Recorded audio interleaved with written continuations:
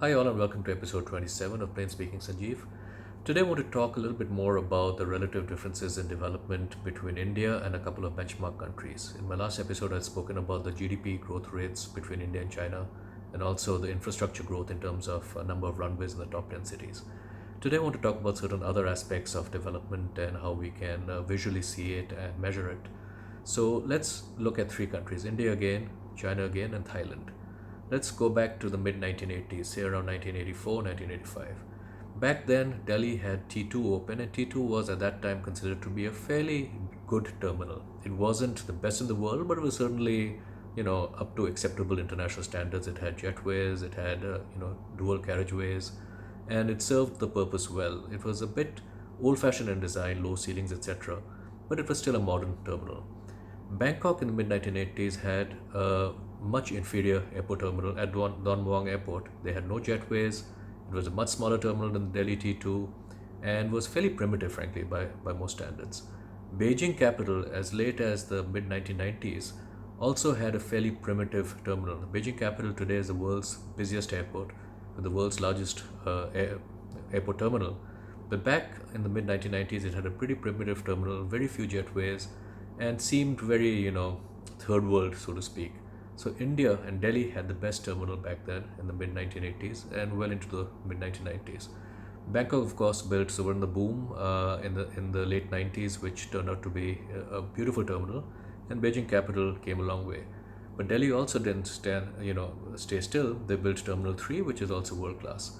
So if you look at the terminals, Terminal 3 in Delhi, Bangkok Suvarna Boom, Beijing capitals, new complex, etc., they're all world class terminals, and India is really up there with the rest. Excellent terminals, and if you look at the airside facilities, the way air traffic control is managed, the quality of the airlines, etc., India is up there. India is world class when it comes to all of that. So far, so good, and we've kept pace with the other countries. And the first view one gets of India now when you land at the terminals or when you see the airports or when you fly most of India's carriers is a very positive one. But then let's look at certain other aspects of development. In the 1980s, even into the early to mid 1990s, if you went to China, Beijing looked a lot like what Delhi looks, which is, crowded streets, a lot of honking, people unfortunately spitting on the highway, so on and so forth, chaotic traffic, and high levels of pollution. Bangkok in the mid 1980s looked a lot like Calcutta looked in those days.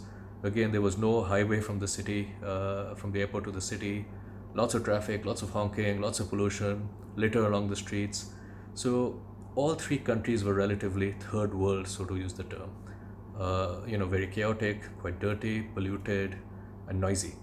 But today, if you step out of the airport terminal, now the airport terminals are all world class. If you step out of the airport terminal, T3 in Delhi, Bangkok's on the boom in Bangkok, and Beijing capital, there's a world of difference between them. Delhi, unfortunately, and most Indian airports are still, once you're out of the terminal, it's noisy, chaotic, polluted, and when you go into the city, it's dirty, people litter, no traffic sense, and there hasn't been much improvement at all in the last 30 or 40 years. Whereas in Bangkok and in Beijing, when you step out of the airport, it is well managed, well organized, clean, orderly, nobody spitting on the roads, and there's no honking, there's very disciplined lane driving. So they've come a long way. So in terms of the infrastructure outside of the airports, they've also become what one might consider modern or developed or first world.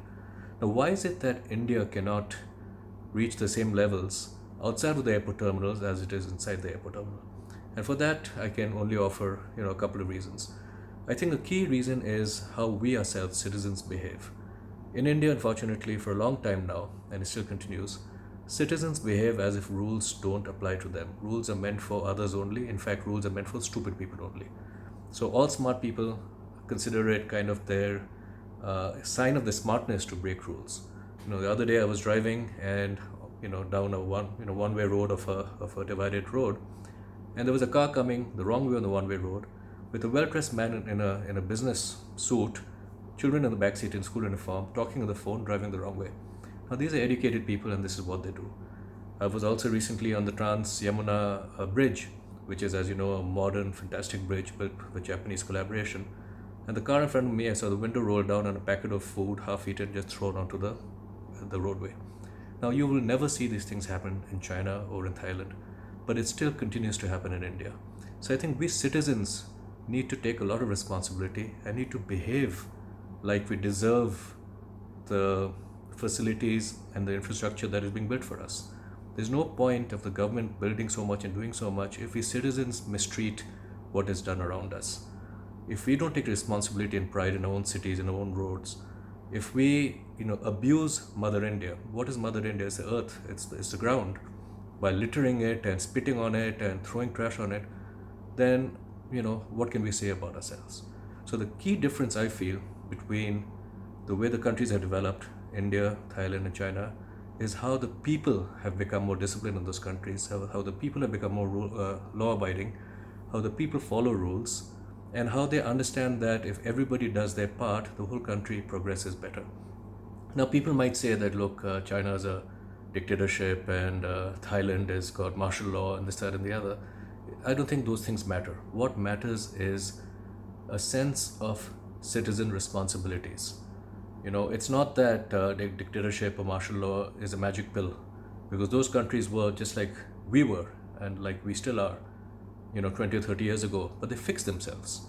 So we need to fix ourselves. We cannot depend on the government to do everything for us.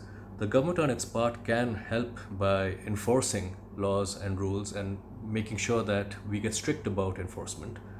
But eventually it comes down to us. And hopefully there'll be a day soon when it's not only the airport terminals and the airlines which are world class, but when you step out of the airport terminals and step into the streets, you get to see citizens that behave like they're world class citizens as well.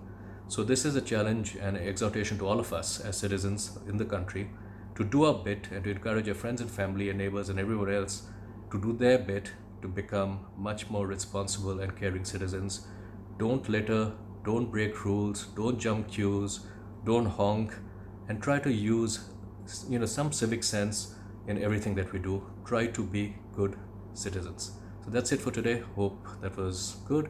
Again, for the aviation world, aviation community in India, 3 cheers to you, because really, despite all the challenges, we run some of the best airports and some of the best airlines in the world, and for that, I am extremely, extremely proud. Of course, we're going through a tough situation right now, but once we come out of this, we'll go back to being amongst the best in the world. And aviation is now for the rest of the country and the citizens to catch up to that. All right, take care, thanks, and see you tomorrow.